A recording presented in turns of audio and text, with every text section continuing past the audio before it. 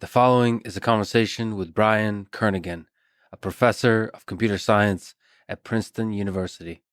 He was a key figure in the computer science community in the early Unix days alongside Unix creators Ken Thompson and Dennis Ritchie. He co-authored the C programming language with Dennis Ritchie, the creator of C, and has written a lot of books on programming, computers, and life, including The Practice of Programming, the Go programming language, and his latest, Unix, A History and a Memoir.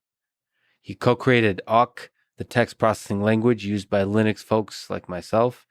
He co-designed AMPL, an algebraic modeling language that I personally love and have used a lot in my life for large-scale optimization. I think I can keep going for a long time with his creations and accomplishments, which is funny because given all that, he's one of the most humble and kind people I've spoken to on this podcast. Quick summary of the ads. 2 new sponsors. The amazing self-cooling 8 Sleep mattress and Raycon earbuds. Please consider supporting the podcast by going to 8sleep.com/Lex and going to buyraycon.com/Lex. Click the links, buy the stuff.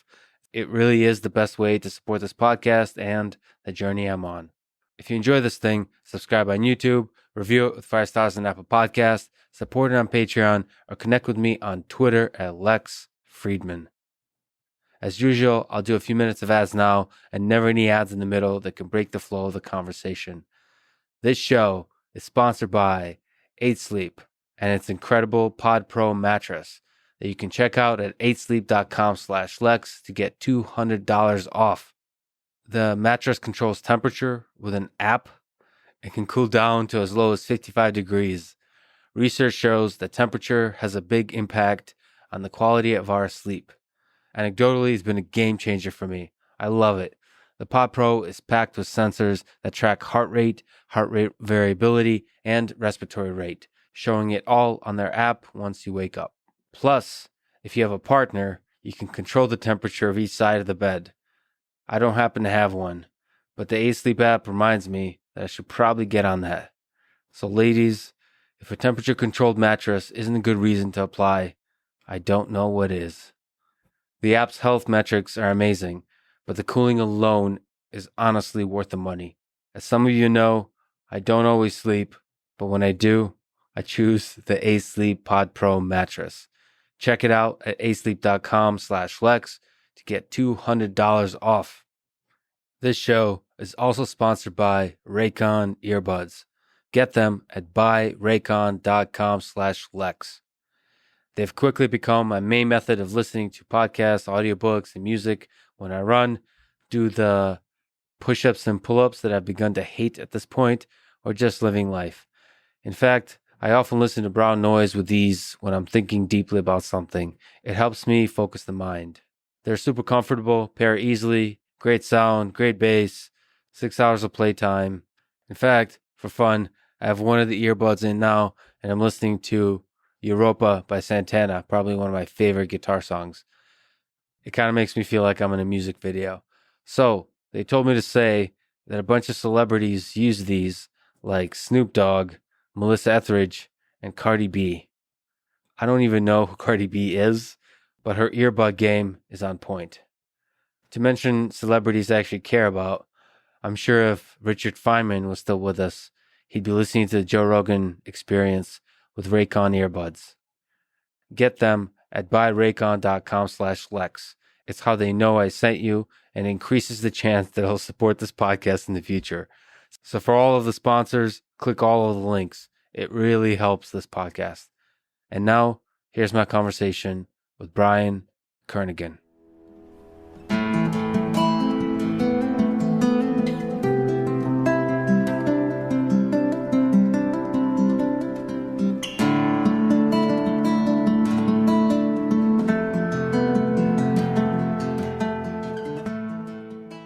Unix started being developed 50 years ago, maybe more than 50 years ago. Can you tell the story, like you describe in your new book, of how Unix was created? if I can remember that far back. It was some while ago. So I think the gist of it is that at Bell Labs in 1969, there were a group of people who had just finished working on the Multics project, which was itself a follow-on to CTSS. So we can go back sort of an infinite regress in time, but the CTSS was a very, very, very nice time-sharing system. It was very nice to use. I actually used it as that summer I spent in Cambridge in 1966. What was the hardware there? Right. So what's the operating system? What's the hardware there? What's the CTS look like? So CTSS looked like kind of like a standard time-sharing system. Certainly at the time, it was the only time-sharing of note. Let's go back to the basic. What's the time-sharing system? Okay, in the beginning was the Word, and the Word was... And then there was time-sharing systems.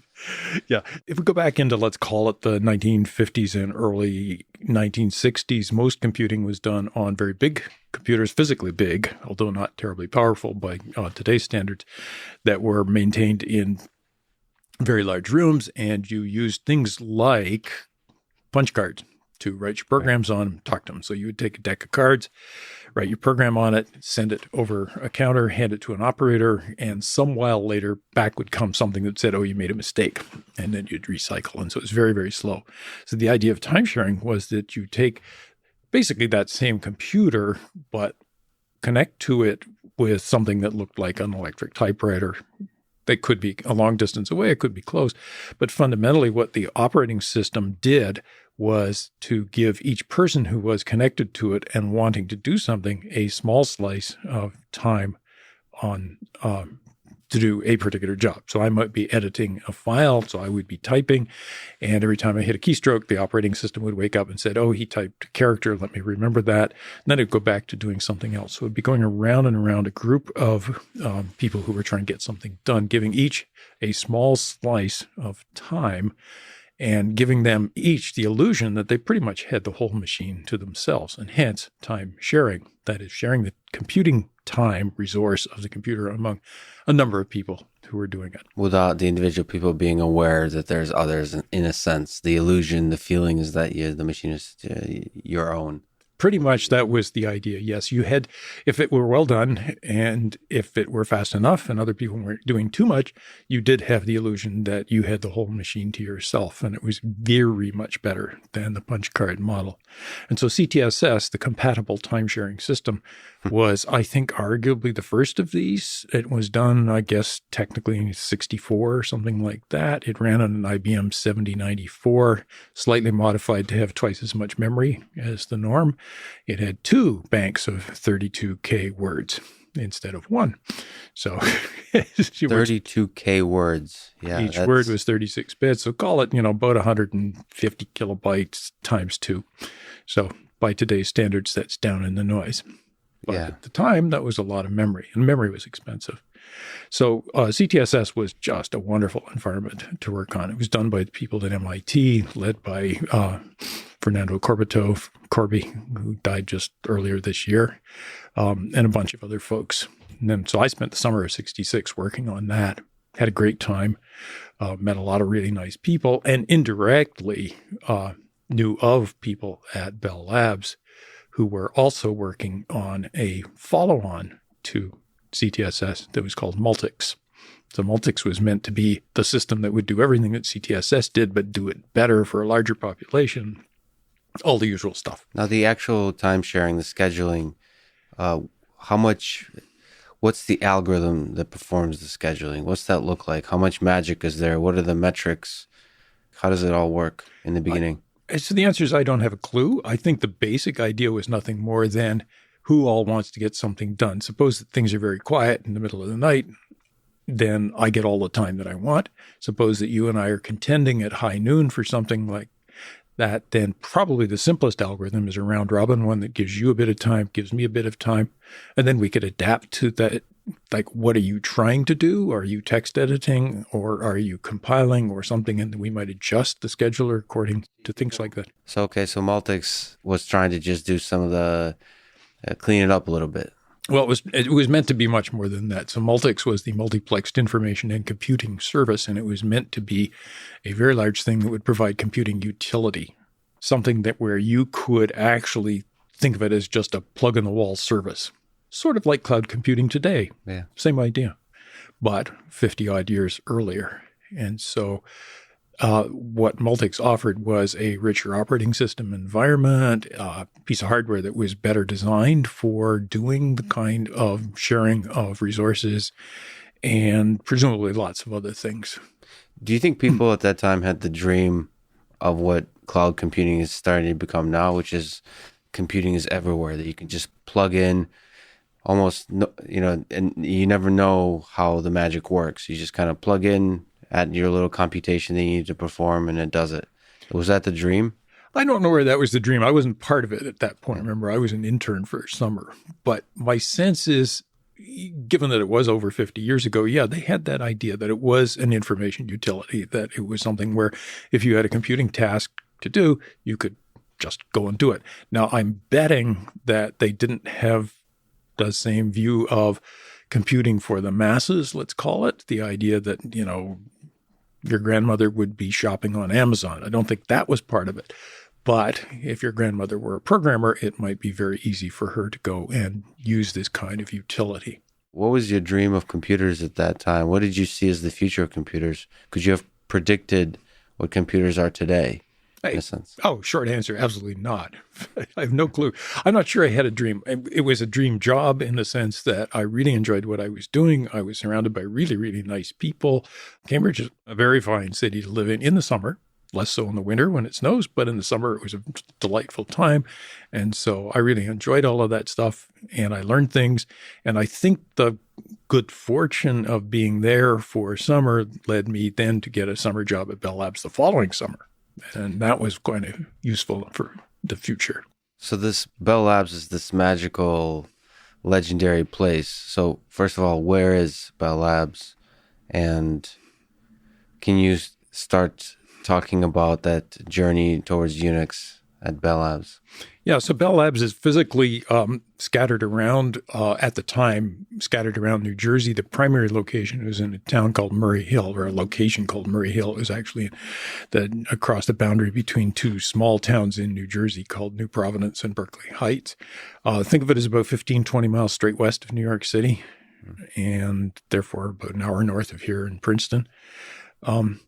And at that time, it had make up a number, 3,000 or 4,000 people there, many of whom had PhDs and mostly doing physical sciences, chemistry, physics, materials kinds of things, but very strong math and rapidly growing interest in computing as people realized you could do things with computers that you might not have been able to do before. You could replace labs with computers that had worked on models of what was going on. So that was the essence of Bell Labs. And again, I wasn't a permanent employee there. That was another internship. I got lucky in internships. I mean, if you could just linger on it a little bit, what was in the air there? Because some of the number of Nobel Prizes, the number of Turing Awards, and just legendary computer scientists that come from their inventions, including developments, including Unix, is unbelievable. So was there something special about that place? Oh, I think there was very definitely something special. I mentioned the number of people. It's a very large number of people, very highly skilled, and working in an environment where there was always something interesting to work on, because the goal of Bell Labs, which was a small part of AT&T, which provided basically the country's phone service, the goal of AT&T was to provide service for everybody, and the goal of Bell Labs was to try and make that service keep getting better, so improving service. And that meant doing research on a lot of different things, physical devices like the transistor or fiber optical cables or microwave systems, all of these things the labs worked on. And it was kind of just the beginning of real boom times in computing as well, because when I was there, I went there first in 1966. So computing was at that point fairly young. And so people were discovering that you could do lots of things with computers. So how's Unix born? So Multics, in spite of having an enormous number of really good ideas and lots of good people working on it, fundamentally didn't live up, at least in the short run, and I think ultimately really ever, to its goal of being this information utility. It was too expensive, and certainly what was promised was delivered much too late. And so in roughly the beginning of 1969, Bell Labs pulled out of the project. The project at that point had included MIT, Bell Labs, and General Electric. General Electric made computers, so General Electric was the hardware operation. So Bell Labs, realizing this wasn't going anywhere on a timescale they cared about, pulled out of the project. And this left several people with an acquired taste for really, really nice computing environments, but no computing environment. And so they started thinking about what could you do if you were going to design a new operating system that would provide the same kind of comfortable computing as CTSS had, but also the facilities of something like Multics sort of brought forward. And so they did a lot of paper design stuff. And at the same time, Ken Thompson found what is characterized as a little used PDP-7, where he started to do experiments with file systems, just how do you store information on a computer in an efficient way. And then this famous story that his wife went away to California for 3 weeks, taking their 1-year-old son, and 3 weeks, and he sat down and wrote an operating system, which ultimately became Unix. So software productivity was good in those days. So PDP, what's a PDP-7? So it's a piece of hardware. Yeah, it's a piece of hardware. It was one of early machines made by Digital Equipment Corporation, DEC, and it was a mini computer, so-called. It had, I would have to look up the numbers exactly, but it had a very small amount of memory, maybe 16K, 16-bit words or something like that, relatively slow. Probably not super expensive. Maybe, again, making this up, I'd have to look it up, $100,000 or something like that. Which is not super expensive in those days, right? It was expensive. It was enough that you and I probably wouldn't be able to buy one, but a modest group of people could get together. But in any case, it came out, if I recall, in 1964. So by 1969, it was getting a little obsolete, and that's why it was little used. If you can sort of comment, what do you think it's like to write an operating system like that? So that process that Ken went through in 3 weeks, because you're part of that process. You contributed a lot to Unix's early development. So what do you think it takes to do that first step, that first kind of from design to reality on the PDP? Well, let me correct one thing. I had nothing to do with it. So I did not write it. I have never written operating system code. Yes.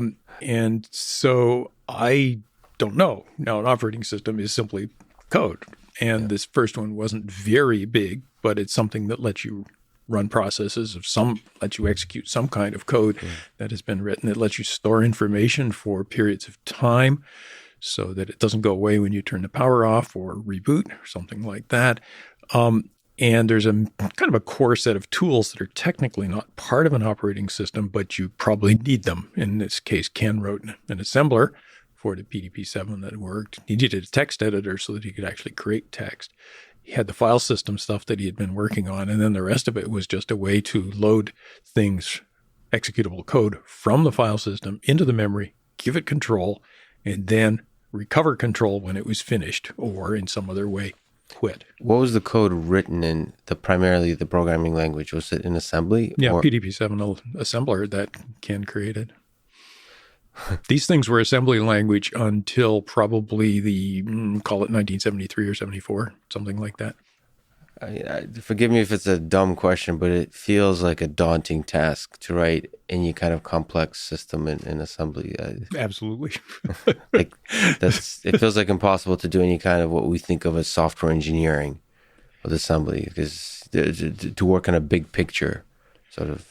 I think it's hard. It's been a long time since I wrote assembly language. It is absolutely true that in assembly language, if you make a mistake, nobody tells you. There are no training wheels whatsoever. And so stuff doesn't work. Now what? And there's no debuggers. Well, there could be debuggers, but that's the same problem, right? How do you actually get something that will help you debug it? So part of it is an ability to see the big picture. Now, these systems were not big in the sense that today's pictures are. So the big picture was in some sense more manageable. I mean, then realistically, there's an enormous variation in the capabilities of programmers. And Ken Thompson, who did that first one, is kind of the singularity in my experience of programmers. With no disrespect to you or even to me, He's in No, several leagues removed. I know there's levels. It's a fascinating thing that there are unique stars, in particular in the programming space and at a particular time. You know, the time matters too, the timing of when that person comes along. Yeah. And a wife does have to leave to like. There's this weird timing that happens and then all of a sudden something beautiful is created. I mean, how does it make you feel that there's a system that was created in 3 weeks, or maybe you can even say on a whim, but not really, but of course quickly, that is now, you could think of most of the computers in the world run on a Unix-like system. Right.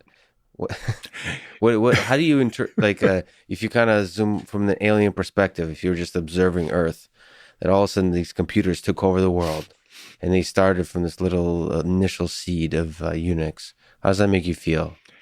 It's quite surprising. And you asked earlier about prediction. The answer is no. There's no way you could predict that kind of evolution. And I don't know whether it was inevitable or just a whole sequence of blind luck. I suspect more the latter. And so I look at it and think, gee, that's kind of neat. I think the real question is, what does Ken think about that? Because he's the guy, arguably, from whom it really came. You know, tremendous contributions from Dennis Ritchie and then others around in that Bell Labs environment. But, you know, if you had to pick a single person, that would be Ken. So you've written in your book, Unix, A History and a Memoir. Are there some memorable human stories, funny or profound, from that time that just kind of stand out? Oh, there's a lot of them in a sense. And again, it's a question of, can you resurrect them in real time way? His memory fails. But I think part of it was that Bell Labs at the time was a very special kind of place to work, because there were a lot of interesting people and the environment was very, very open and free. It was a very cooperative environment, very friendly environment. And so if you had an interesting problem, you go and talk to somebody and they might help you with the solution. And it was a kind of a fun environment, too, in which people did strange things and often tweaking the bureaucracy in one way or another. So rebellious in certain kinds of ways. In some ways, yeah, absolutely. I think most people didn't take too kindly to the bureaucracy, and I'm sure the bureaucracy put up with an enormous amount that they didn't really want to. So maybe to linger on it a little bit, do you have a sense of what the philosophy that characterizes Unix is, the design, not just the initial, but just carry through the years, just being there, being around it? What's the fundamental philosophy behind the system? I think one aspect of the fundamental philosophy was to provide an environment that made it easy to write, or easier, productive to write programs. So it was meant as a programmer environment. It wasn't meant specifically as something to do some other kind of job. For example, it was used extensively for word processing, but it wasn't designed as a word processing system. It was used extensively for lab control, but it wasn't designed for that. It was used extensively as a front end for big other systems, big dumb systems, but it wasn't designed for that. It was meant to be an environment where it was really easy to write programs so that programmers could be highly productive. And part of that was to be a community. And there's some observation from Dennis Ritchie, I think at the end of the book, that says that from his standpoint, the real goal was to create a community where people could work as programmers on a system. And I think in that sense, certainly for many, many years, it succeeded quite well at that. And part of that is the technical aspects of, because it made it really easy to write programs. People did write interesting programs. Those programs tended to be used by other programmers. And so it was kind of a virtuous circle of more and more stuff coming out that was really good for programmers. And you were part of that community of programmers. So what was it like writing programs on that early Unix? It was a blast. It really was. You know, I like to program. I'm not a terribly good programmer, but it was a lot of fun to write code. And in the early days, there was an enormous amount of what you would today, I suppose, call low-hanging fruit. People hadn't done things before, and this was this new environment, and the whole combination of nice tools and very responsive system and tremendous colleagues made it possible to write code. You could have an idea in the morning. You could do an experiment with it. You could have something limping along that night or the next day, and people would react to it, and they would say, "Oh, that's wonderful, but you're really screwed up here." And the feedback loop was then very, very short and tight. And so a lot of things got developed fairly quickly that in many cases still exist today. And I think that was part of what made it fun, because programming itself is fun. It's puzzle solving in a variety of ways. But I think it's even more fun when you do something that somebody else then uses. Even if they whine about it not working, the fact that they used it is part of the reward mechanism. And what was the method of interaction, the communication, when you that feedback loop? I mean, this is before the internet. Certainly before the internet. It was mostly physical right there. Somebody would come into your office and say something. So these places are all close by, like offices are nearby, so you're really lively interaction. Yeah. No, Bell Labs was fundamentally one giant building, and most of the people were involved in this Unix stuff were in 2 or 3 corridors, and there was a room. How big was it? Probably call it 50 feet by 50 feet. Make up a number of that, which had some access to computers there as well as in offices, and people hung out there, and it had a coffee machine. And so it was mostly very physical. We did use email, of course. But it was fundamentally for a long time all on one machine. So there was no need for internet. It's fascinating to think about what computing would be today without Bell Labs. It seems so many, the people being in the vicinity of each other, sort of getting that quick feedback, working together. There's so many brilliant people. I don't know where else that could have existed in the world. I mean, given how that came together. How does that make you feel? That's that little element of history.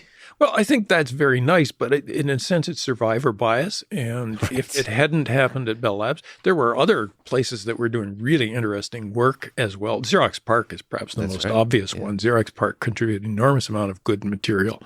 And many of the things we take for granted today in the same way came from Xerox PARC experience. I don't think they capitalized in the long run as much. Their parent company was perhaps not as lucky in capitalizing on this. Who knows? But that's certainly another place where there was a tremendous amount of influence. There were a lot of good university activities. MIT was obviously no slouch in this kind of thing, and others as well. So Unix turned out to be open source because of the various ways that AT&T operated, and sort of it had to. The focus was on telephones. So I think that's a mischaracterization in the sense. It absolutely was not open source. It was very definitely proprietary, licensed, but it was licensed freely to universities in source code form for many years. And because of that, generations of university students and their faculty people grew up knowing about Unix, and there was enough expertise in the community that it then became possible for people to kind of go off in their own direction and build something that looked Unix-like. The Berkeley version of Unix started with that licensed code and gradually picked up enough of its own code contributions, notably from people like Bill Joy, that eventually it was able to become completely free of any AT&T code. Now, there was an enormous amount of legal jockeying around this that in the early to late 80s, early 90s, something like that. And then I guess the open source movement might have started when Richard Stallman started to think about this in the late 80s. And by 1991, when Torvalds decided he was going to do a Unix-like operating system, there was enough expertise that in the community that first he had a target. He could see what to do because the kind of the Unix system call interface and the tools and so on were there. And so he was able to build an operating system that at this point, when you say Unix, in many cases, what you're really thinking is Linux. Linux, yeah. But it's funny that from my distant perception, I felt that Unix was open source without actually knowing it. But what you're really saying, it was just freely licensed. So it was freely licensed. So it felt open source in a sense, because universities are not trying to make money. So it felt open source in a sense that you can get access if you wanted. Right. And a very, very, very large number of universities had the license, and they were able to talk to all the other universities who had the license. And so technically not open, technically belonging to AT&T, pragmatically pretty open. And so there's a ripple effect that all the faculty and the students then all grew up, and then they went throughout the world and permeated in that kind of way. So what kind of features do you think make for a good operating system? If you take the lessons of Unix, you said, make it easy for programmers. Like that seems to be an important one. But also, Unix turned out to be exceptionally robust and efficient. Right. So is that an accident when you focus on the programmer, or is that a natural outcome? I think part of the reason for efficiency was that it began on extremely modest hardware. Very, very, very tiny. And so you couldn't get carried away. You couldn't do a lot of complicated things because you just didn't have the resources, either processor speed or memory. And so that enforced a certain minimality of mechanisms and maybe a search for generalizations so that you would find one mechanism that served for a lot of different things rather than having lots of different special cases. I think the file system in Unix is a good example of that. The file system interface in its fundamental form is extremely straightforward. And that means that you can write code very, very effectively for the file system. And then one of those generalizations is that, that file system interface works for all kinds of other things as well. And so in particular, the idea of reading and writing to devices is the same as reading and writing to a disk that has a file system.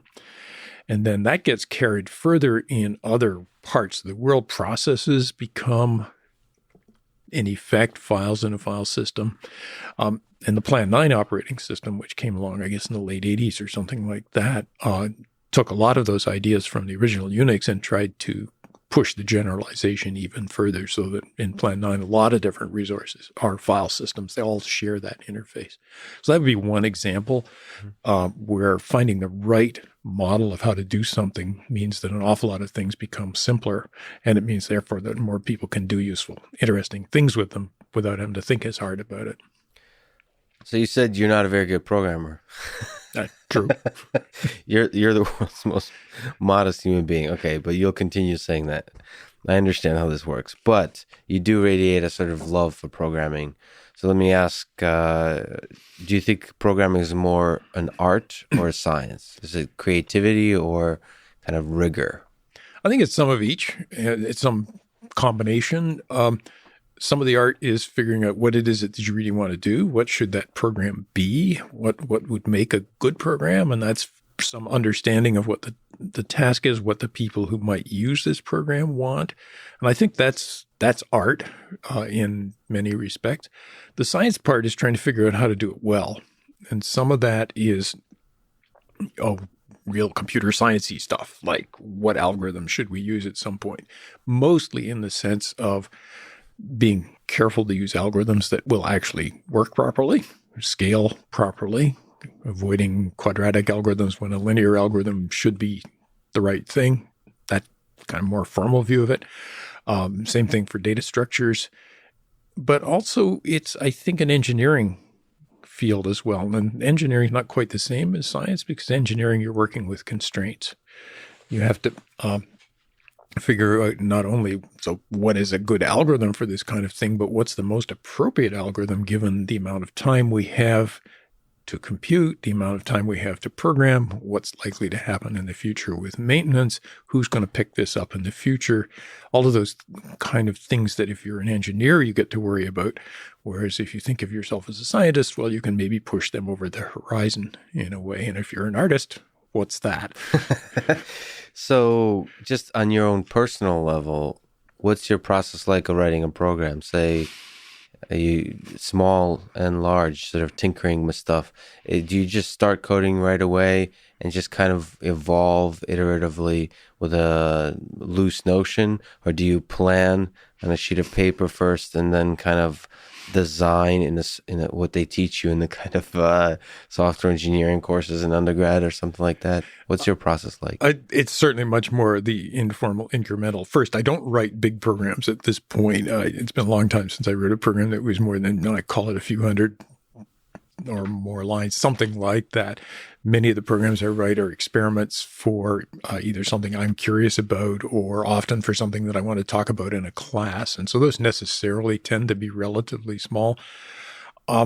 A lot of the kind of code I write these days tends to be for sort of exploratory data analysis, where I've got some collection of data and I want to try and figure out what on earth is going on in it. And for that, those programs tend to be very small. Sometimes you're not even programming, you're just using existing tools like counting things.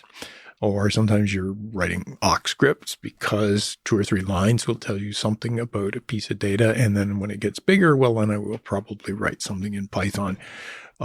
Because that scales better up to, call it a few hundred lines or something like that. And it's been a long time since I wrote programs that were much more than that.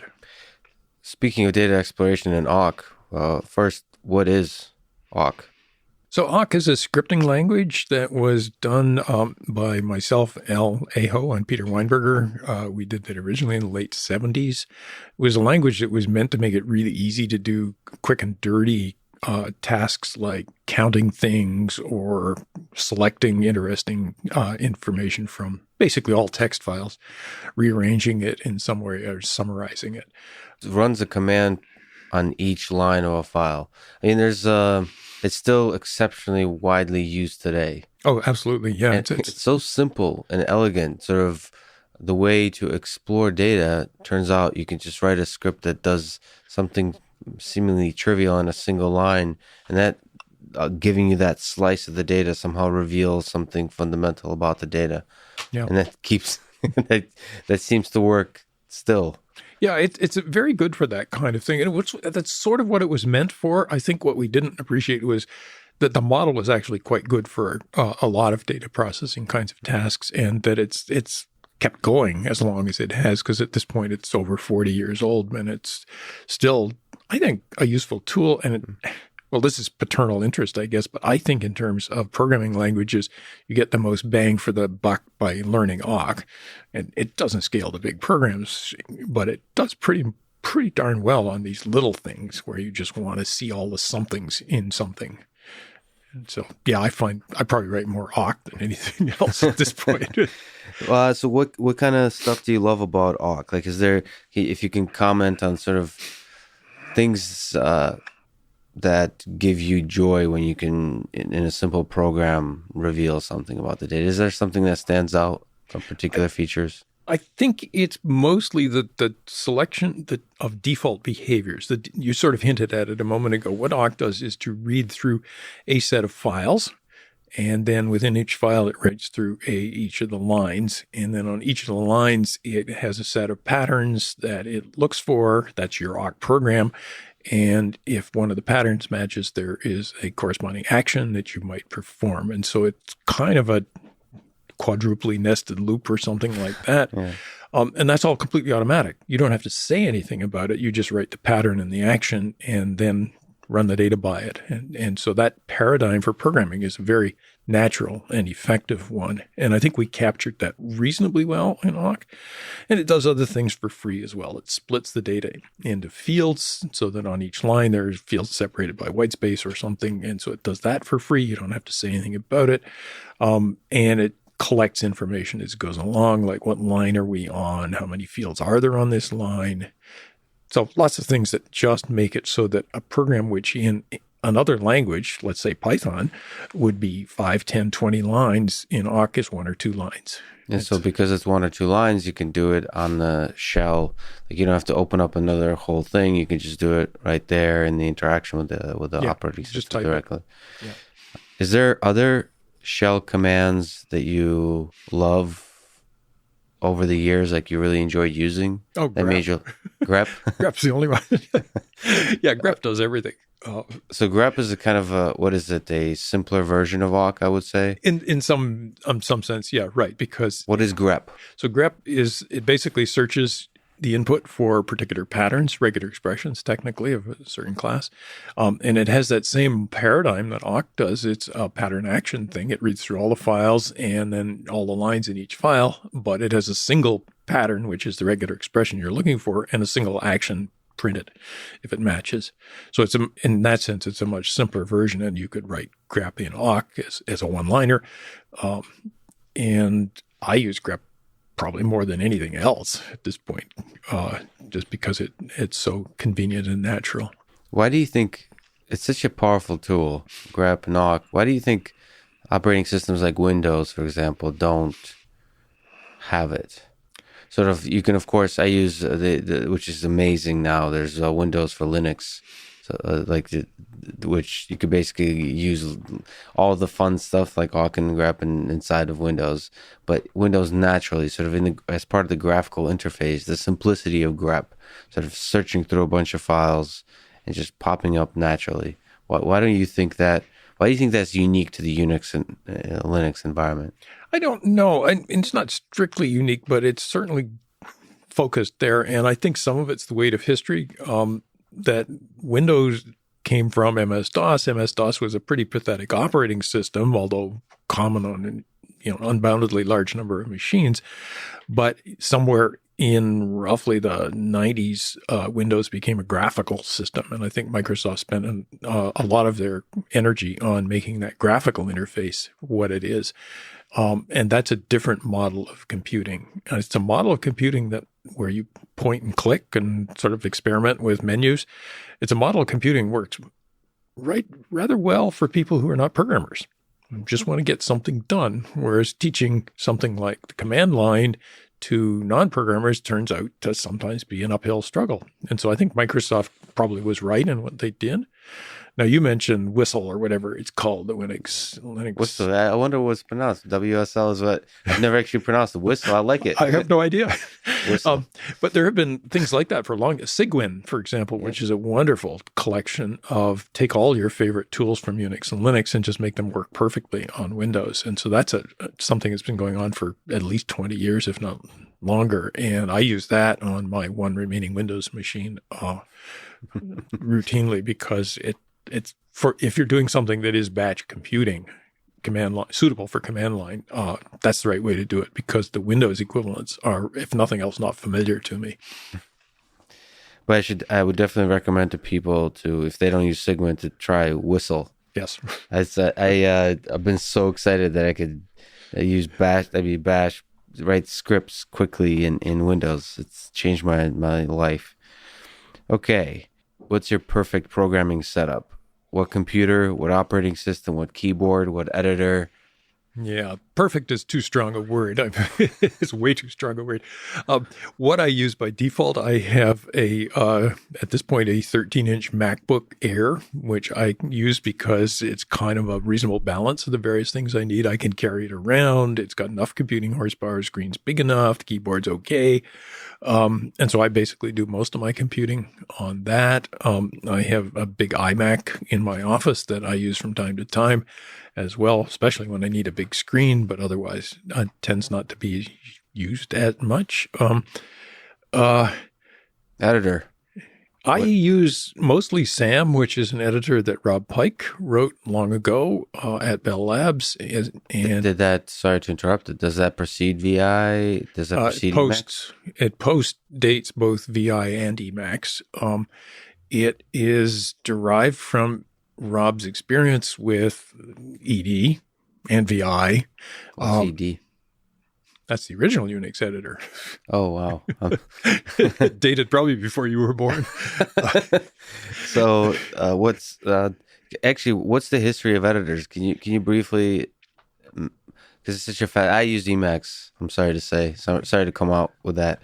But what's the kind of interplay there? So SAM, Emacs, and VI. So in ancient times, like call it the first time-sharing systems, going back to what we were talking about, there were editors. There was an editor on CTSS that I don't even remember what it was called. It might have been Edit, where you could type text, program text, and it would do something, or document text. You could save the and text. Save it. You could edit it. The usual thing that you would get in an editor. And Ken Thompson wrote an editor called QED, which was very, very powerful. But these were all totally command-based. They were not mouse or cursor-based because it was before mice and even before cursors, because they were running on terminals that printed on paper. Okay, no CRT-type displays, let alone LEDs. And so then when Unix came along, Ken took QED and stripped it way, way, way, way down. And that became an editor that he called ED. And it was very simple, but it was a line-oriented editor. And so you could load a file, and then you could talk about the lines 1 through the last line, and you could print ranges of lines. You could add text, you could delete text, you could change text, or you could do a substitute command that would change things within a line or within groups of lines. So you can work on parts of a file, essentially. Yeah, you could work on any part of it, the whole thing or whatever, but it was entirely command line based, and it was entirely on paper. Okay. Right. Paper. And that meant that you changed real paper. And so if you changed the line, you had to print that line using up another line of paper to see what the change caused. Okay. Yeah.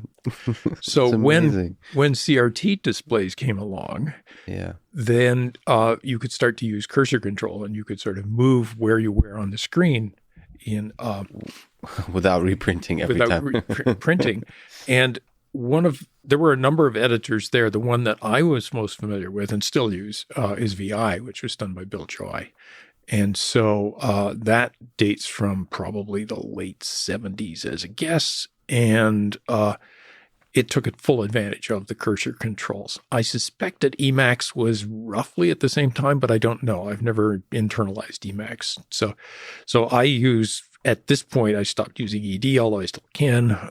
I use VI sometimes, and I use SAM when I can.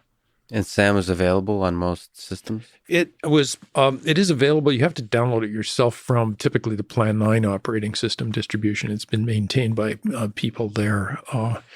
And so I'll get home tonight. I'll try it. It's cool. Yeah. It sounds fascinating. Although my love is with Lisp and Emacs, I've went into that hippie world of. I think it's a lot of things. What religion were you brought up with? Yeah, that's true.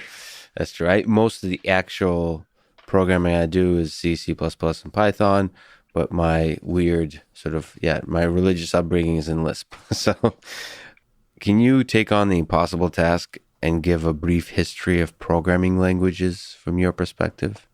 So I guess you could say programming languages started probably in the late 40s or something like that. People used to program computers by basically putting in zeros and ones using something like switches on a console, and then, or maybe holes in paper tapes, something like that. So extremely tedious, awful, whatever.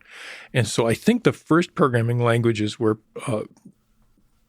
relatively crude assembly languages where people would basically write a program that would convert mnemonics like add, ADD, into whatever the bit pattern was that corresponded to an add instruction. And they would do the clerical work of figuring out where things were. So you could put a name on a location in a program, and the assembler would figure out where that corresponded to when the thing was all put together and dropped into memory. Early on, and this would be the late 40s, and very early 50s, there were assemblers written for the various machines that people used. You may have seen in the paper just a couple of days ago, Tony Burker died. He did this thing in Manchester called AutoCode, a language which I knew only by name. But it sounds like it was a flavor of assembly language, sort of a little higher in some ways. And it replaced a language that Alan Turing wrote, which you put in zeros and ones. But you put them in backwards order because that was how the hardware worked. Very strange. That's right. Yeah, that's right. It's backwards. So assembly languages, then let's call that the early 1950s. And so every different flavor of computer has its own assembly language. So the EDSAC had its, and the Manchester had its, and the IBM whatever 7090 or 704 or whatever had its, and so on. So everybody had their own assembly language. And assembly languages have a few commands, addition, subtraction, then branching of some kind, if then type of situation. Right. They have exactly, in their simplest form at least, one instruction per, or one assembly language instruction per instruction in the machine's repertoire. Right. And so you have to know the machine intimately to be able to write programs in it. And if you write an assembly language program for one kind of machine and then you say, gee, it's nice, I'd like it in a different machine, start over. Okay. So Yep. very bad. And so what happened in the late 50s was people realized you could play this game again and you could move up a level in writing or creating languages that were closer to the way that real people might think about how to write code. And there were, I guess, arguably 3 or 4 at that time period. There was Fortran, which came from IBM, which was formula translation, meant to make it easy to do scientific and engineering computations. I didn't know that. Formula translation. That's what Wow. it stood for. Yeah. There was COBOL, which is the common business-oriented language that Grace Hopper and others worked on, which was aimed at business kinds of tasks. There was ALGOL, which was mostly meant to describe algorithmic computations. I guess you could argue BASIC was in there somewhere. I think it's just a little later. And so all of those moved the level up. And so they were closer to what you and I might think of as we were trying to write a program. And they were focused on different domains. Fortran for formula translation, engineering computations, let's say, COBOL for business, that kind of thing. And still used today, at Still least used Fortran today. probably. Oh, yeah. COBOL too. COBOL.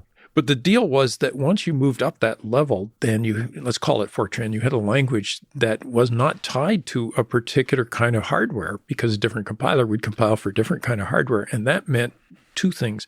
It meant you only had to write the program once, which was very important. And it meant that you could, in fact, if you were a random engineer, physicist, whatever, you could write that program yourself. You didn't have to hire a programmer to do it for you. Might not be as good as you'd get with a real programmer, but it was pretty good. And so it democratized and made much more broadly available the ability to write code. So it puts the power of programming into the hands of people like you. Yeah. Anybody who is willing to invest some time in learning a programming language and is not then tied to a particular kind of computer. And then in the 70s, you get system programming languages, of which C is the survivor. And What does system programming languages mean? Programming languages that would take on the kinds of things that were necessary to write so-called system programs, things like text editors or assemblers or compilers or operating systems themselves, those kinds of things. And They have to Fortran, be feature rich. They have to be able to do a lot of stuff, a lot of memory management, the access processes, and all that kind of stuff. Parallel processing. it's a different flavor of what they're doing. They're much more in touch with the actual machine but in a positive way. That is, you can talk about memory in a more controlled way. You can talk about the different data types that the machine supports in a way and more ways to structure and organize data. And so the system programming languages, there was a lot of effort in that call it the late 60s, early 70s. C is, I think, the only real survivor of that. And then what happens after that, you get things like object-oriented programming languages, because as you write programs in a language like C, at some point scale gets to you and it's too hard to keep track of the pieces and there's no guardrails or training wheels or something like that to prevent you from doing bad things. So C++ comes out of that tradition. And then it took off from there. I mean, there's also a slightly parallel track with a little bit of the functional stuff with Lisp and so on.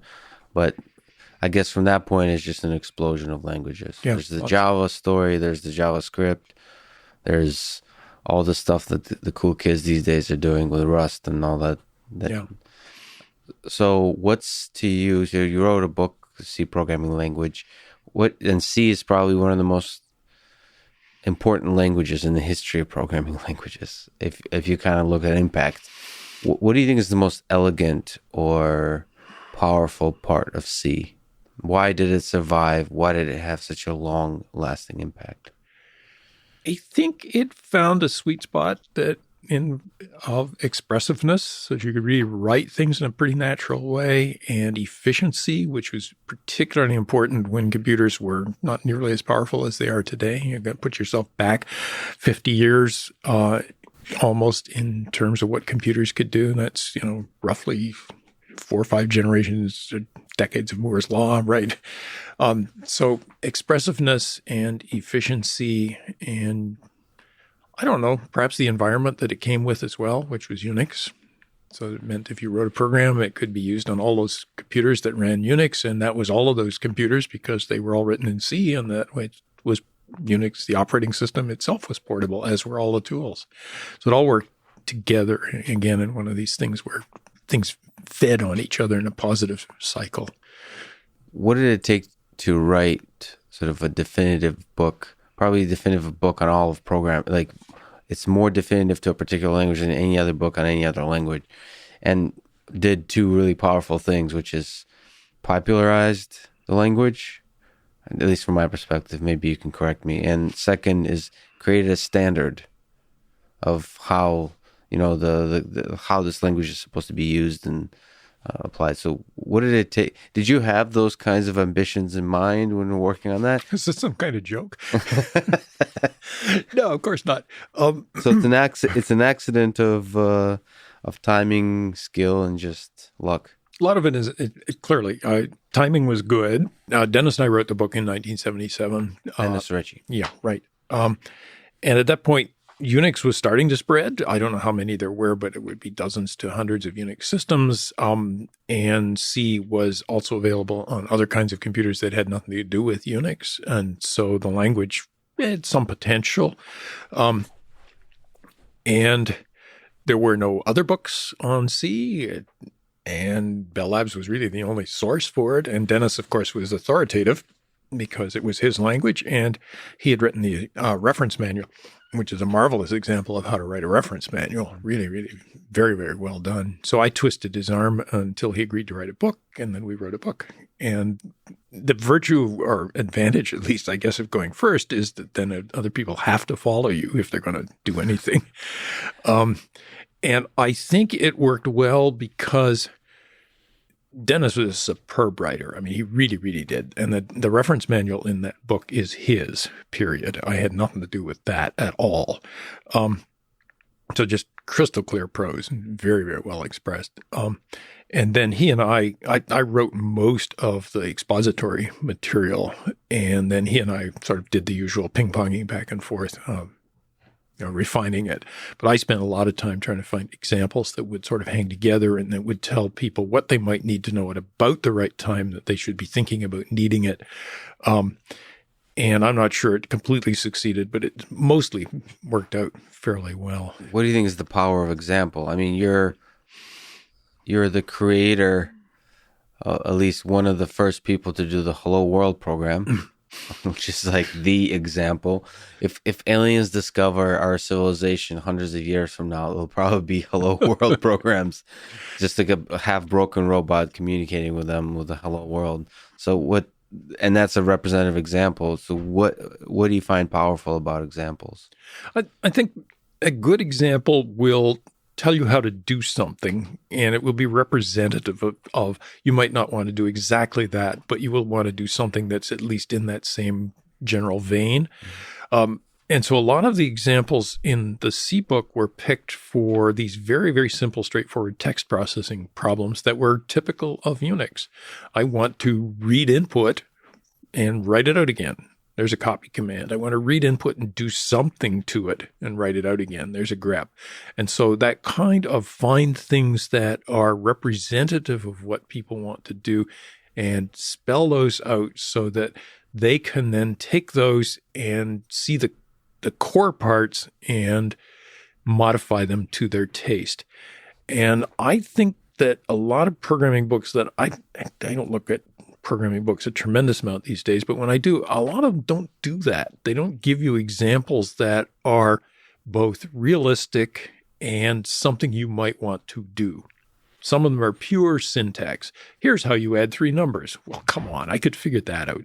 Tell me how I would get those 3 numbers into the computer and how I would do something useful with them, and then how I put them back out again, neatly formatted. And especially if you follow that example, there is something magical of doing something that feels useful. Yeah, right. And I think it's the attempt, and it's absolutely not perfect, but the attempt in all cases was to get something that was going to be either directly useful or would be very representative of useful things that a programmer might want to do. But within that vein of fundamentally text processing, reading text, doing something, writing text. So you've also written a book on Go language. I have to admit, so I worked at Google for a while, and I've never used Go. Well, you missed something. Well, I know I missed something for sure. I mean, so Go and Rust are two languages that I hear very spoken very highly of, and I wish I would like to try. Well, there's a lot of them. There's Julia. There's all these incredible modern languages. But if you can comment maybe comment on what do you find, where does Go sit in this broad spectrum of languages? And also, how do you yourself feel about this wide range of powerful, interesting languages that you may never even get to try to explore? Yeah. Just because of time. So I think, so Go first comes from that same Bell Labs tradition in part, not exclusively, but two of the three creators, Ken Thompson and Rob Pike. So literally the people. Yeah, the people. Yeah. And then with this very, very useful influence from the European school, in particular, the Klaus Wirth influence through Robert Griesmer, who was, I guess, a second generation down student at ETH. And so that's an interesting combination of things. And so some ways, Go captures the good parts of C. It looks sort of like C. It's sometimes characterized as C for the 21st century. Mm-hmm. On the surface, it looks very, very much like C. But at the same time, it has some interesting data structuring capabilities. And then I think the part that I would say is particularly useful, and again, I'm not a Go expert. In spite of co-authoring the book, about 90% of the work was done by Alan Donovan, my co-author, who is a Go expert. But Go provides a very nice model of concurrency. It's basically the cooperating, communicating sequential processes that Tony Hoare set forth, 40 plus years ago. And Go routines are, to my mind, a very natural way to talk about parallel computation. And in the few experiments I've done with them, they're easy to write, and typically it's going to work, and very efficient as well. So I think that's one place where Go stands out, that model of parallel computation is very, very easy and nice to work with. Just to comment on that, do you think C foresaw, or the early Unix days foresaw, threads and massively parallel computation? I would guess not really. I mean, maybe it was seen, but not at the level where it was something you had to do anything about. For a long time, processors got faster, and then processors stopped getting faster because of things like power consumption and heat generation. And so what happened instead was that instead of processors getting faster, there started to be more of them. And that's where that parallel thread stuff comes in. So if you can comment on all the other languages, does it break your heart that you'll never get to explore them? Or how do you feel about the full variety? It's not break my heart, but I would love to be able to try more of these languages. The closest I've come is in a class that I often teach in the spring here. It's a programming class, mm-hmm. And I often I have one sort of small example that I will write in as many languages as I possibly can. I've got it in 20-odd languages at this point. And that's, so I do a minimal experiment with a language just to say, okay, I have this trivial task, which I understand the task, and it takes 15 lines in awk and not much more in a variety of other languages. So how big is it? How fast does it run? And what pain did I go through to learn how to do it? And it's like anecdata, right? It's very, very, very narrowly focused. Anecdata, I like that term.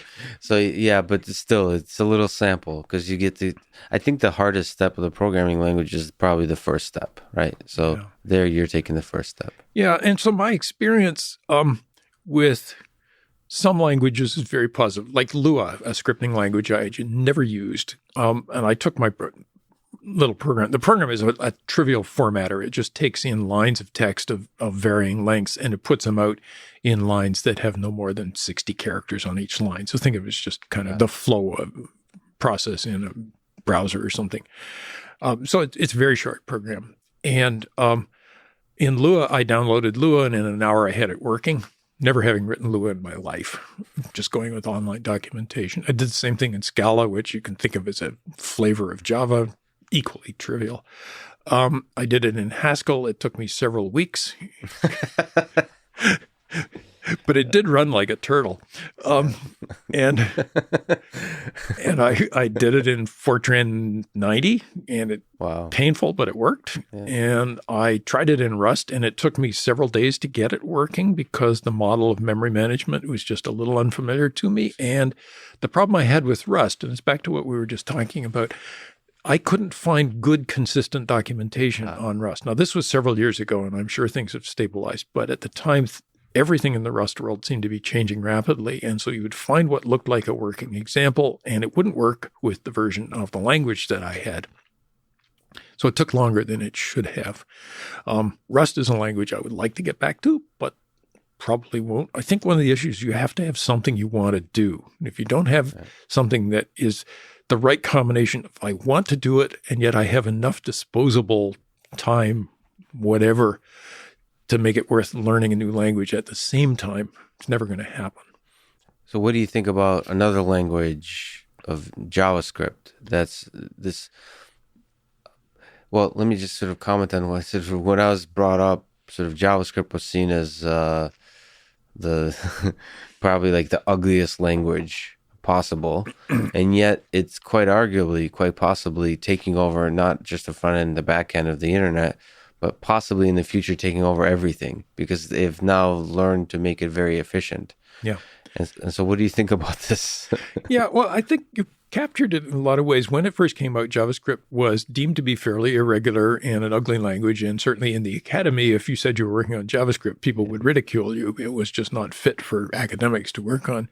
I think a lot of that has evolved. The language itself has evolved. And certainly the technology of compiling it is fantastically better than it was. And so in that sense, it's absolutely a viable solution on back ends as well as the front ends. Used well, I think it's a pretty good language. I've written a modest amount of it, and I've played with JavaScript translators and things like that. I'm not a real expert, and it's hard to keep up even there with the new things that come along with it. So I don't know whether it will ever take over the world. I think not, but it's certainly an important language and worth knowing more about.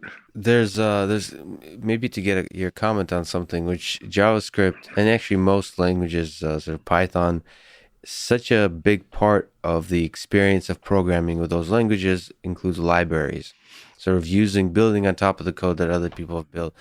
I think that's probably different from the experience that we just talked about from Unix and C days when you're building stuff from scratch. What do you think about this world of essentially building up libraries on top of each other and leveraging them? Yeah, no, that's a very perceptive kind of question. One of the reasons programming was fun in the old days was that you were really building it all yourself. Yeah. The number of libraries you had to deal with was quite small. Maybe it was printf or the standard library or something like that. And that is not the case today. And if you want to do something you mentioned Python and JavaScript, and those are the two fine examples, you have to typically download a boatload of other stuff, and you have no idea what you're getting. Absolutely nothing. Yeah. I've been doing some playing with machine learning over the last couple of days, and something doesn't work. Well, you pip install this, okay, and down comes another gazillion megabytes of something, and you have no idea what it was. And if you're lucky, it works. And if it doesn't work, you have no recourse. There's absolutely no way you could figure out which in these 1,000 different packages. And I think it's worse in the NPM environment for JavaScript. I think there's less discipline, less control there. And there's aspects of not just not understanding how it works, but there's security issues, there's robustness issues. So you don't want to run a nuclear power plant using JavaScript, essentially. Probably not.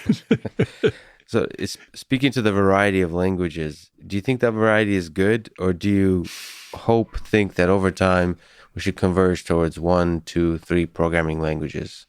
That you mentioned to the Bell Lab days when people could sort of the community of it, and the more languages you have, the more you separate the communities. There's the Ruby community, there's the Python community. There's C++ community. Do you hope that they'll unite one day to just one or two languages? I certainly don't hope it. I'm not sure that that's right, because I honestly don't think there is one language that will suffice for all the programming needs of the world. Are there too many at this point? Well, arguably. But I think if you look at the sort of the distribution of how they are used, there's something called a dozen languages that probably account for 95% of all programming at this point. And that doesn't seem unreasonable. And then there's another, 2,000 languages that are still in use that nobody uses, or at least don't use in any quantity.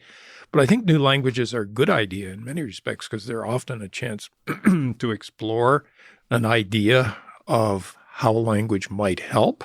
I think that's one of the positive things about functional languages. For example, they're a particularly good place where people have explored ideas that at the time didn't seem feasible, but ultimately have wound up as part of mainstream languages as well. I mean, you just go back as early as recursion in Lisp, and then follow forward with functions as first-class citizens and pattern-based languages and, closures, and just on and on and on. Lambdas, interesting ideas that showed up first in, let's call it broadly, the functional programming community, and then find their way into mainstream languages. Yeah, it's a playground for rebels. Yeah, exactly. And so I think the languages in the playground themselves are probably not going to be the mainstream, at least for some while, but the ideas that come from there are invaluable. So let's go to something that when I found out recently, so I've known that you've done a million things, but one of the things I wasn't aware of, that you had a role in AMPL. And before you interrupt me by minimizing your role in it, AMPL is for minimizing functions. Yeah, minimizing functions, right? Exactly. Can I just say that the elegance and abstraction power of AMPL is incredible. When I first came to it about 10 years ago or so. Can you describe what is the AMPL language? Sure. So AMPL is a language for mathematical programming, technical term. Think of it as linear programming. That is setting up systems of linear equations that are of some sort of system of constraints, so that you have a bunch of things that have to be less than this, greater than that, whatever. And you're trying to find a set of values for some decision variables that will maximize or minimize some objective function. So it's a way of solving a particular kind of optimization problem, a very formal sort of optimization problem, but one that's exceptionally useful. Yep. And it specifies, so there's objective function constraints and variables that become separate from the data it operates on. Right. So that kind of separation allows you to put on different hats. One, put the hat of an optimization person, and then put another hat of a data person, and dance back and forth, and also separate the actual solvers, the optimization systems that do the solving. That you can have other people come to the table and then build their solvers, whether it's linear or nonlinear, convex, non-convex, that kind of stuff. So, what is to you is, maybe you can comment how you got into that world, and what is a beautiful or interesting idea to you from the world of optimization? Sure. So I preface it by saying I'm absolutely not an expert on this, and most of the important work in AMPL comes from my two partners in crime on that, Bob Forer, who was a professor in the Industrial Engineering and Management Science Department at Northwestern, and my colleague at Bell Labs, Dave Gay, who was a numerical analyst and optimization person. So the deal is linear programming. Preface this by saying, let's stay with linear programming. Yeah, linear programming is the simplest example of this. So linear programming, as it's taught in school, is that you have a big matrix, which is always called A, and you say AX is less than or equal to B. So B is a set of constraints, X is the decision variables, and A is how the decision variables are combined to set up the various constraints. So A is a matrix, and X and B are vectors. And then there's an objective function, which is just a sum of a bunch of X's and some coefficients on them, and that's the thing you want to optimize. The problem is that in the real world, that matrix A is a very, very, very intricate, very large, and very sparse matrix where the various components of the model are distributed among the coefficients in a way that is totally unobvious to anybody. And so what you need is some way to express the original model, which you and I would write, we'd write mathematics on the board. The sum of this is greater than the sum of that kind of thing. So you need a language to write those kinds of constraints. And Bob Forer for a long time had been interested in modeling languages that made it possible to do this. There was a modeling language around called GAMS, the General Algebraic Modeling System, but it looked very much like Fortran. It was kind of clunky. And so Bob spent a sabbatical year at Bell Labs in 1984, and it was in the office across from me, and it's always geography. And he and Dave Gay and I started talking about this kind of thing. And he wanted to design a language that would make it so that you could take these algebraic specifications, summation signs over sets, and that you would write on the board and convert them into basically this A matrix. And then pass that off to a solver, which is an entirely separate thing. And so we talked about the design of the language. I don't remember any of the details of this now, but it's kind of an obvious thing. You're just writing out mathematical expressions in a Fortran-like, an algebraic but textual-like language. And I wrote the first version of this AMPL program, my first C++ program. And it's written in C++? Yeah. AMPL? Wow. And so I did that fairly quickly. We wrote, it was 3,000 lines or something, so it wasn't very big, but it sort of showed the feasibility of it, that you could actually do something that was easy for people to specify models and convert it into something that a solver could work with. At the same time, as you say, the model and the data are separate things. So one model would then work with all kinds of different data in the same way that lots of programs do the same thing, but with different data. So one of the really nice things is the specification of the models human, just kind of like, as you say, is human readable. Like I remember on stuff I worked, I would send it to colleagues that I'm pretty sure never programmed in their life, just to understand what the optimization problem is. Mm-hmm. I think, how hard is it to convert that? You said there's a first prototype in C++, to convert that into something that could actually be used by the solver. It's not too bad because most of the solvers have some mechanism that lets them import a model in a form. It might be as simple as the matrix itself in just some representation, or if you're doing things that are not linear programming, then there may be some mechanism that lets you provide things like functions to be called, or other constraints on the model. So all AMPL does is to generate that kind of thing, and then solver deals with all the hard work. And then when the solver comes back with numbers, AMPL converts those back into your original form, so you know how much of each thing you should be buying or making or shipping or whatever. So we did that in 84, and I haven't had a lot to do with it since, except that we wrote a couple of versions of a book on it. Which is one of the greatest books ever written. I love that book. I don't know why. It's an excellent book. Bob Forer wrote most of it, and so it's really, really well done. He must have been a dynamite teacher. And typeset in LaTeX. No. Are you kidding? I remember liking the typography, so I don't know. We did it with TROF. I don't even know what that is. Yeah, exactly. You're too young. Oh, boy. Think of TROF as a predecessor to the tech family of things. It's a formatter that was done at Bell Labs in this same period of the very early 70s. That predates tech and things like that by 5 to 10 years. But it was nevertheless, I'm going by memory. I remember it being beautiful.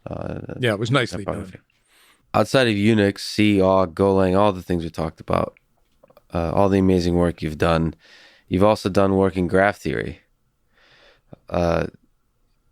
Let me ask this crazy out there question. If you had to make a bet, and I had to force you to make a bet, do you think P equals NP?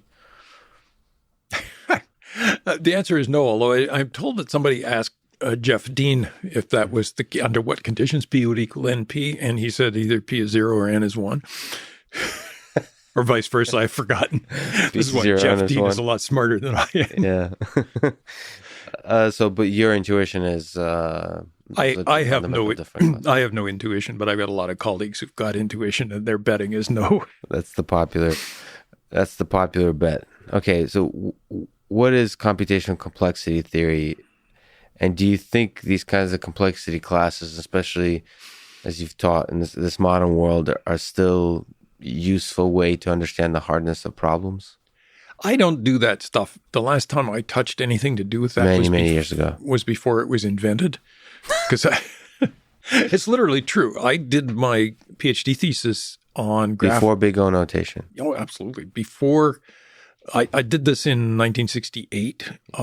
And I worked on graph partitioning, which is this question. You've got a graph that is a nodes and edges kind of graph, and the edges have weights, and you just want to divide the nodes into two piles of equal size so that the number of edges that goes from one side to the other is as small as possible. And you developed, so that problem is hard. Well, as it turns out, I worked with Shen Lin at Bell Labs on this, and we were never able to come up with anything that was guaranteed to give the right answer. We came up with heuristics that worked pretty darn well. And I peeled off some special cases for my thesis, but it was just hard. And that was just about the time that Steve Cook was showing that there were classes of problems that appeared to be really hard, of which graph partitioning was one. But my expertise, such as it was, totally predates that development. Oh, interesting. So the heuristic, which now carries the two of yours names for the traveling salesman problem and for the graph partitioning, that was... Like, how did you weren't even thinking in terms of classes. You were just trying to find... There was no such idea. A heuristic that kind of does the job pretty well. You were trying to find something that did the job, and there was nothing that you would call, let's say, a closed form or algorithmic thing that would give you a guaranteed right answer. I mean, compare graph partitioning to max flow min cut or something like that. That's the same problem, except there's no constraint on the number of nodes on one side or the other of the cut. Right. And that means it's an easy problem, at least as I understand it. Whereas the constraint that says the two have to be constrained in size makes it a hard problem. Yeah, so the Robert Frost has that poem where you have to choose two paths. So why did you... is there another alternate universe in which you pursued the Don Knuth path of algorithm design, sort of... Not smart enough. Not smart enough. You're infinitely modest, but so you pursued your kind of love of programming. I mean, when you look back to those, I mean, just looking into that world, does that just seem like a distant world of theoretical computer science? Then is it fundamentally different from the world of programming? I don't know. I mean, certainly, in all seriousness, I just didn't have the talent for it. When I got here as a grad student at Princeton and I started to think about research at the end of my, first year or something like that, I worked briefly with John Hopcroft, who is an absolutely, you mentioned Turing Award winner, et cetera, a great guy. And it became crystal clear I was not cut out for this stuff, period. Okay. And so I moved into things where I was more cut out for it. And that tended to be things like writing programs and then ultimately writing books. You've said that in Toronto as an undergrad, you did a senior thesis or a literature survey on artificial intelligence. This was 1964. Correct. What was the AI landscape, ideas, dreams at that time? I think that was one of you've heard of AI winters. This is whatever the opposite was, AI summer or something. It was one of these things where people thought that, boy, we could do anything with computers, that all these hard problems, computers will solve them. They will do machine translation. They will play games like chess. They will do, prove theorems in geometry. There are all kinds of examples like that where people thought, boy, we could really do those sorts of things. I read the Kool-Aid in some sense. I still have a wonderful collection of papers called Computers and Thought that was published in about that era, and people were very optimistic. And then, of course, it turned out that what people had thought was just a few years down the pike was more than a few years down the pike. And some parts of that are more or less now sort of under control. We finally do play games like Go and chess and so on better than people do. But there are others. And machine translation is a lot better than it used to be. But that's, 50, close to 60 years of progress and a lot of evolution in hardware and a tremendous amount more data upon which you can build systems that actually can learn from some of that data. And the infrastructure to support developers working together, like an open source movement, the internet period, is also an empowering. But what lesson do you draw from that, the opposite of winter, that optimism? Well, I guess the lesson is that in the short run, it's pretty easy to be too pessimistic or maybe too optimistic. And in the long run, you probably shouldn't be too pessimistic. I'm not saying that very well. It reminds me of this remark from Arthur Clarke, a science fiction author, who says, when some distinguished but elderly person says that something is possible, he's probably right. Yeah. And if he says it's impossible, he's almost surely wrong. But you don't know what the time scale is. The time scale is critical, right? So what are your thoughts on this new summer of AI now in the work with machine learning and neural networks? You've kind of mentioned that you started to try to explore and look into this world that seems fundamentally different from the world of heuristics and algorithms like search, that it's now purely sort of trying to take huge amounts of data and learn from that data, write programs from the data. Yeah. I think it's very interesting. I am incredibly far from an expert. Most of what I know I've learned from my students, and they're probably disappointed in how little I've learned from them. But I think it has tremendous potential for certain kinds of things. I mean, games is one where it obviously has had an effect on some of the others as well. I think there's, and this is speaking from definitely not expertise, I think there are serious problems in certain kinds of machine learning, at least because what they're learning from is the data that we give them. And if the data we give them has something wrong with it, then what they learn from it is probably wrong too. And the obvious thing is some kind of bias in the data. That the data has stuff in it like, I don't know, women aren't as good as men at something. Okay? That's just flat wrong.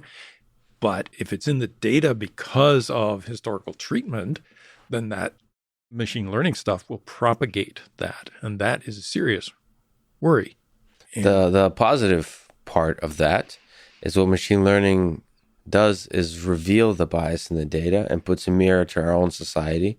And in so doing, helps us remove the bias, helps us work on ourselves, puts a mirror to ourselves. Yeah, that's an optimistic point of view. And if it works that way, that would be absolutely great. And what I don't know is whether it does work that way or whether the AI mechanisms or machine learning mechanisms reinforce and amplify things that have been wrong in the past. And I don't know. But I think that's a serious thing that we have to be concerned about. Let me ask you an out there question. Okay. I know nobody knows, but what do you think it takes to build a system of human level intelligence? That's been the dream from the 60s. We talk about games, about language, about image recognition, but really the dream is to create human level or superhuman level intelligence. What do you think it takes to do that? And are we close? I haven't a clue, and I don't know, roughly speaking. I mean, this was I was trying to trick you into hypothesizing. Yeah, I mean, Turing talked about this in his paper on machine intelligence back in, early 50s or something like that. And he had the idea of the Turing test. And I don't know whether the Turing test is a good test of intelligence. I don't know. It's an interesting test. At least it's in some vague sense objective. Whether you can read anything into the conclusions is a different story. Do you have worries, concerns, excitement about the future of artificial intelligence? So there's a lot of people who are worried, and you can speak broadly than just artificial intelligence. It's basically computing taking over the world in various forms. Are you excited by this future, this possibility of computing being everywhere, or are you worried? It's some combination of those. I think almost all technologies over the long run are for good, but there's plenty of examples where they haven't been good, either over a long run for some people or over a short run. And computing is one of those, and AI within it is going to be one of those as well, but computing broadly. I mean, for just a today example is privacy, that the use of things like social media and so on means that, and the commercial surveillance means that there's an enormous amount more known about us by people, other, businesses, government, whatever, than perhaps one ought to feel comfortable with. So that's an example. So that's an example of possible negative effect of computing being everywhere. It's an interesting one because it could also be a positive if leveraged correctly. There's a big if there. So I have a deep interest in human psychology, and humans seem to be very paranoid about this data thing, but that varies depending on age group. Yes. It seems like the younger folks, so it's exciting to me to see what society looks like 50 years from now, that the concerns about privacy might be flipped on their head based purely on human psychology versus actual concerns or not. Yeah. What do you think about Moore's law? Well, you said a lot of stuff you talked about with programming languages in their design and their ideas come from the constraints and the systems they operate in. Do you think Moore's law, the exponential improvement of systems, will continue indefinitely? There's mix of opinions on that currently, or do you think there'll be a plateau? Well, the frivolous answer is no exponential can go on forever. You run out of something. Just as we said, time scale matters. So if it goes on long enough, that might be all we need. Yeah, right. Won't matter to us. So I don't know. We've seen places where Moore's law has changed. For example, mentioned earlier, processors don't get faster anymore, but you use that same growth of, ability to put more things in a given area to grow them horizontally instead of vertically, as it were. So you can get more and more processors or memory or whatever on the same chip. Is that going to run into a limitation? Presumably, because, at some point you get down to the individual atoms. And so you got to find some way around that. Will we find some way around that? I don't know. I just said that if I say it won't, I'll be wrong. So perhaps we will. So I just talked to Jim Keller, and he says, so he argues that the Moore's law will continue for a long, long time, because you mentioned the atom. We actually have, I think, 1,000-fold increase decrease in transistor size still possible before we get to the quantum level. So there's still a lot of possibilities. So he thinks he'll continue indefinitely, which is an interesting, optimistic viewpoint. But how do you think the programming languages will change with this increase? Whether we hit a wall or not, what do you think? Do you think there'll be a fundamental change in the way programming languages are designed? I don't know about that. I think what will happen is continuation of what we see in some areas, at least, which is that more programming will be done by programs than by people, and that more will be done by sort of declarative rather than procedural mechanisms where I say, I want this to happen. You figure out how. And that is, in many cases, at this point, domain of specialized languages for narrow domains, but you can imagine that broadening out. And so I don't have to say so much in so much detail. Some collection of software, let's call it languages or programs or something, will figure out how to do what I want to do. Interesting. So increased levels of abstraction. Yeah. And one day getting to the human level, maybe. Where we can just use natural language. Could be possible. So you still teach a course, Computers in Our World, here at Princeton, that introduces computing and programming to non-majors. What just from that experience, what advice do you have for people who don't know anything about programming, but are kind of curious about this world where programming seems to become more and more of a fundamental skill that people need to be at least aware of? Yeah. Well, I can recommend a good book. What's that? The book I wrote for the course. I think this is one of these questions of should everybody know how to program? And I think the answer is probably not, but I think everybody should at least understand sort of what it is, so that if you say to somebody, I'm a programmer, they have a notion of what that might be. Or if you say this is a program, or this was decided by a computer running a program, that they have some vague intuitive understanding and accurate understanding of what that might imply. So part of what I'm doing in this course, which is very definitely for non-technical people, I mean, a typical person in it is a history or English major, try and explain how computers work, how they do their thing, what programming is, how you write a program, and how computers talk to each other, and what do they do when they're talking to each other. And then I would say very rarely, and does anybody in that course go on to become a real serious programmer, but at least they've got a somewhat better idea of what all this stuff is about, not just the programming, but the technology behind computers and communications. Do they try and write a program themselves? Oh, yeah. A very small amount. I introduced them to how machines work at a level below high-level languages. So we have a kind of a toy machine that has a very small repertoire, a dozen instructions, and they write trivial assembly language programs for that. Yeah. Wow, that's interesting. So can you just, if you were to give a flavor to people of the programming world, of the computing world, what are the examples they should go with? So a little bit of assembly to get a sense at the lowest level of what the program is really doing? Yeah, in some sense, there's no such thing as the lowest level, because you can keep going down, but that's the place where I drew the line. So the idea that computers have a fairly small repertoire of very simple instructions that they can do, like add and subtract and branch and so on, as you mentioned earlier, and that you can write code at that level and it will get things done. And then you have the levels of abstraction that we get with higher level languages like Fortran or C or whatever.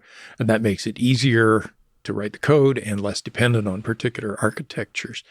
And then we talk about a lot of the different kinds of programs that they use all the time that they don't probably realize are programs, like they're running Mac OS on their computers or maybe Windows, and they're downloading apps on their phones, and all of those things are programs that are just what we just talked about, except at a grand scale. And yeah, it's easy to forget that they're actual programs that people programmed. There's engineers that wrote those things. Yeah, right. And so in a way, I'm expecting them to make an enormous conceptual leap from their 5 or 10 line toy assembly language thing that adds 2 or 3 numbers to, something that is a browser on their phone or whatever. But it's really the same thing. So if you look at in broad strokes at history, what do you think the world, how do you think the world changed because of computers? It's hard to sometimes see the big picture when you're in it. Yeah. But I guess I'm asking if there's something you've noticed over the years that, like you were mentioning, the students are more distracted looking at now there's a device to look at. Right. Well, I think computing has changed a tremendous amount, obviously, but I think one aspect of that is the way that people interact with each other, both locally and far away. And when I was, the age of those kids, making a phone call to somewhere was a big deal because it cost serious money. And this was in the 60s, right? And today, people don't make phone calls, they send texts or something like that. So there's a up and down in what people do. People think nothing of having correspondence, regular meetings, video, whatever, with friends or family or whatever in any other part of the world, and they don't think about that at all. And so that's just the communication aspect of it. And do you think that brings us closer together, or does it make us does it take us away from the closeness of human to human contact? I think it depends a lot on all kinds of things. So I trade mail with my brother and sister in Canada much more often than I used to talk to them on the phone. So probably every 2 or 3 days I get something or send something to them. Whereas 20 years ago, I probably wouldn't have talked to them on the phone nearly as much. So in that sense, that's brought my brother and sister and I closer together. That's a good thing. I watch the kids on campus, and they're mostly walking around with their heads down, fooling with their phones to the point where I have to duck them. Yeah. I don't know that that has brought them closer together in some ways. There's sociological research that says people are, in fact, not as close together as they used to be. I don't know whether that's really true, but I can see potential downsides. And kids where you think, come on, wake up and smell the coffee or whatever. That's right. But if you look at, again, nobody can predict the future, but are you excited? Kind of touched this a little bit with AI, but are you excited by the future in the next 10, 20 years that computing will bring? You were there when there was no computers really. And now computers are everywhere, all over the world, and Africa and Asia, and just every person, almost every person in the world has a device.